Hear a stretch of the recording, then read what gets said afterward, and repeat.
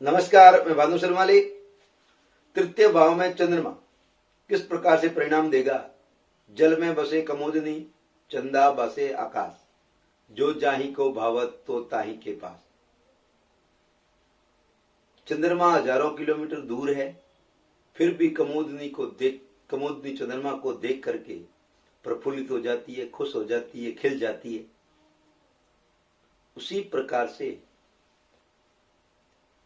चंद्रमा संबंधों का भी कारक है। जब हमारे पास निकटतम कोई व्यक्ति रहता है और उससे हमारे संबंध अच्छे नहीं है, विचार नहीं मिल रहे,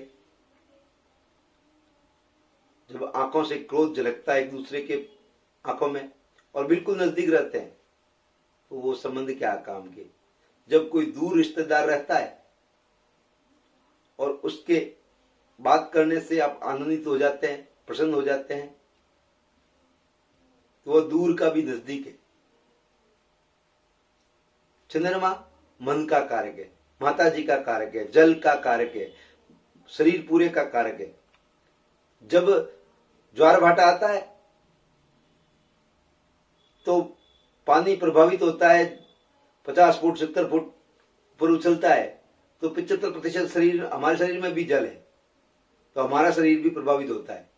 जीव जंतु, वनस्पति, पेड़ पौधे, और सूर्य चंद्रमा का प्रभाव तो आपको भी सामान्य तौर पे दिखाई देता है। उसका प्रभाव अन्य ग्रहों का नहीं मालूम चलता, लेकिन इसका तो स्पष्ट प्रतीत होता है।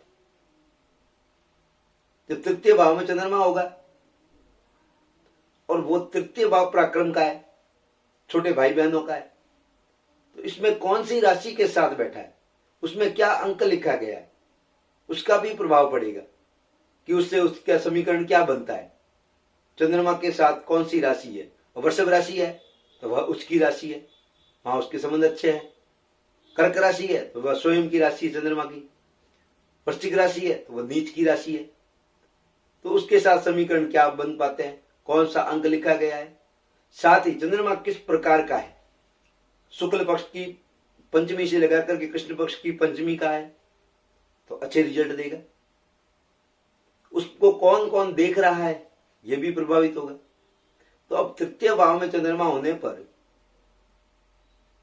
व्यक्ति पराक्रम, अपने स्वयं के पराक्रम से धन प्राप्त कर लेता है, उसे अपने भाई बहन और रिश्तेदारों से सुख मिलता है। उस व्यक्ति की इच्छा धार्मिक होगी, वह धार्मिकता के प्रति झुकाव रहेगा, वह समाज में, परिवार में आदर सम्मान प्राप्त करेगा, उसके अंदर एक कलात्मक गुण होगा। तृतीय भाव में चंद्रमा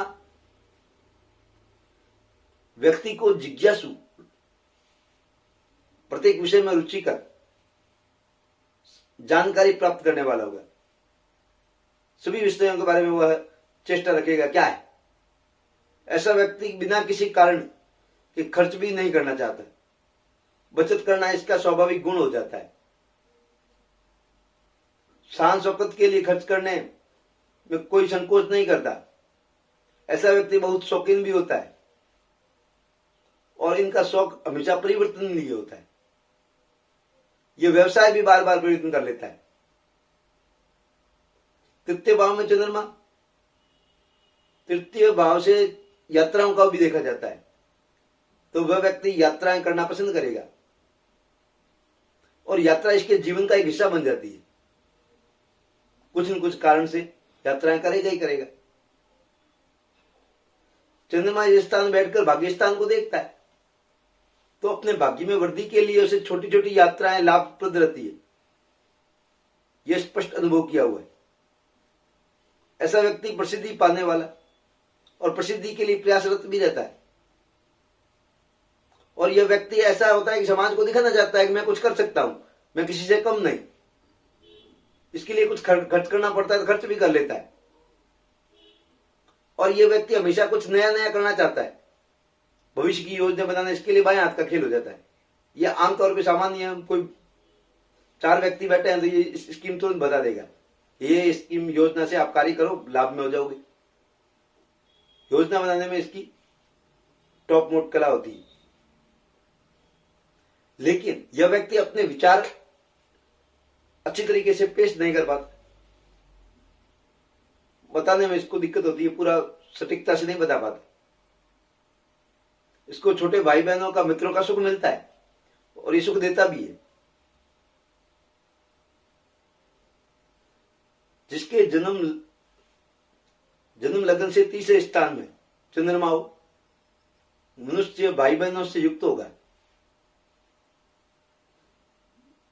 अहंकारी भी हो सकता है, बलवान भी होगा, वीर भी होगा, साथ में खर्च करने में कंजूस होगा, अपने स्वयं पर कर देगा, दूसरों के लिए नहीं करेगा।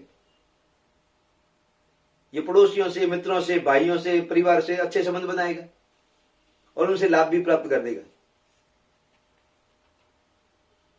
इसका जीवन काल विशेष तौर से 28वें वर्ष में कीर्ति प्रसिद्धि प्राप्त कर लेता है और यहां से इसका जीवन आगे की ओर बढ़ना शुरू हो जाता है। तृतीय भाव का चंद्रमा पाप ग्रह से संबंधित हो, मंगल, शनि, राहु, केतु की राशि में हो, 1-8 की राशि हो, मकर कुंभ राशि हो, 10-11 राशि हो, राहु केतु के साथ हो, राहु केतु से संबंध हो, उनकी दृष्टि हो, तो ये बेकार की बातें बोलने वाला होगा, खूब बकवास करेगा और अपने रिश्तेदारों को नुकसान भी पहुंचाने वाला होगा। यदि शुभ राशि हो, गुरु, चंद्र, शुक्र, बुध की, कन्या या मिथुन राशि हो, वृषभ या तुला राशि हो, कर्क राशि हो, 9 या 12वीं राशि हो, यानी कि धन राशि हो, मीन राशि हो, तो मनुष्य सर्व सुख भोगने वाला होगा। इनका चंद्रमा उच्च का वृषभ राशि का, कर्क का हो तो व्यक्ति सभी प्रकार के धन धान्य से परिपूर्ण होगा। इसका लिखने में, काव्य करने में बड़ी रुचि होगी। इस प्रकार से चंद्रमा के तृतीय भाव में परिणाम मिल जाएंगे। इस प्रकार चंद्रमा तृतीय भाव में होगा तो इस टाइप के परिणाम प्राप्त होंगे। अब मैं आपसे अनुमति लेना चाहता हूं, चतुर्थ भाव का जल्दी ही आपके सामने पेश करने वाला हूं। चतुर्थ भाव में चंद्रमा क्या परिणाम देगा और अन्य काफी पसंद के लिंक मैंने दे रखे हैं, आप अवश्य देखिएगा। नमस्कार, आशीर्वाद।